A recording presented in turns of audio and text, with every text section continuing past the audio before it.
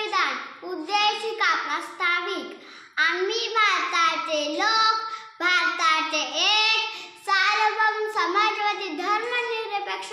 लोकशाही गणराज्य घडविण्याचा व त्याच्या सर्व नागरिकांस सामाजिक, आर्थिक व राजनैतिक न्याय, विचार, अभिव्यक्ती, विश्वास, श्रद्धा व उपासना यांचे स्वातंत्र्य, दर्जा